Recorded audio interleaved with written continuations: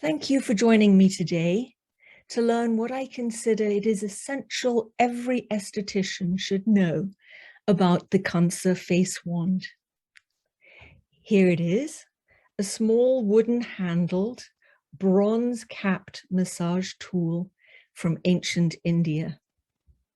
Bronze is a combination of copper and tin and has been used for at least the last 4,000 years as a healing metal. Today, we're lucky enough to have this sweet little tool that is a perfect size to use on your face. I'd love to share with you some of the key points from Ayurveda, as well as some of the classic strokes that we use when we use the Kansa wand. You can hold the Kansa wand in two ways, either simply like a fist, actually this way around, or more like a pencil. But whichever way you hold it, keep your wrist loose, your fingers relaxed, and the whole of your arm as relaxed as you possibly can.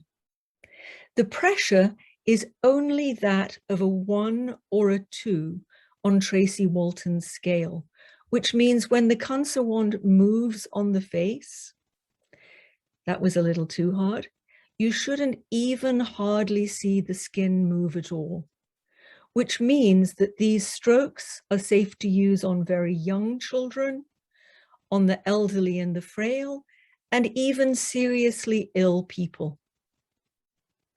When I work on the face, I work on the middle of the forehead first, right here. This is a key point for calming the whole body.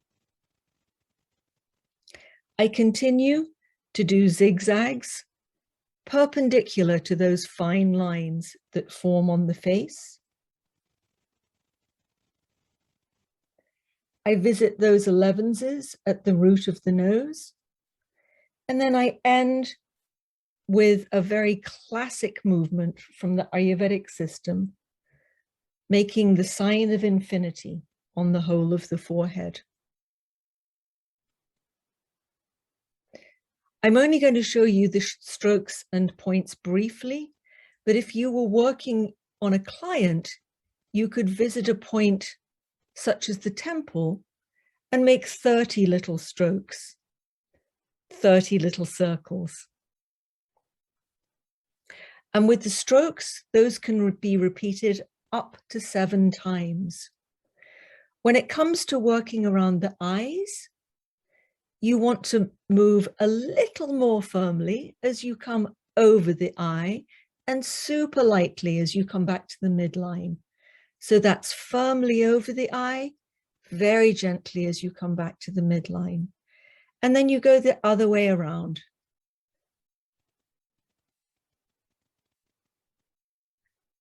You can work around the cheekbone in the same way, using that same golden rule.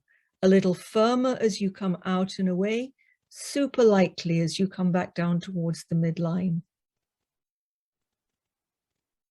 And of course, we work both ways. So when you come underneath the cheekbone, you're working a little more firmly. And then you can always revisit the hollow of the temple, an area that's so very calming for the whole system. We can work gently back and forth with friction. Friction, we know, deacidifies the skin. And when we deacidify, we're actually also taking stress out of the tissues. Another great area to visit is the area right in front of the ear hole. I hope you can see that. This is right over the jaw joint. This helps relieve tension in the whole of the face. And then we can work on the jawline in that beautiful figure of 8 design. Feels so luxurious, just like a silky or velvety glove. Moving tension, moving lymph, increasing circulation, banishing stress, bringing light back into the face.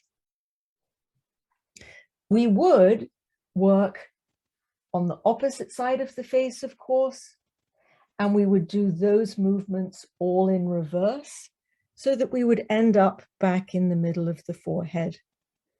You can use this same face wand to work on the scalp, and if you do, key areas to work are little circles all the way along the midline. This area is super, super calming and re-energizing for the whole system. So I hope you've enjoyed this short presentation. If you have, please continue to support the ASCP. It's been my pleasure today to represent the faculty of a new organization that you can find at Learn Skin. I will be presenting more for them in their Integrative Aesthetics Certification Program. Thanks so much for joining me today.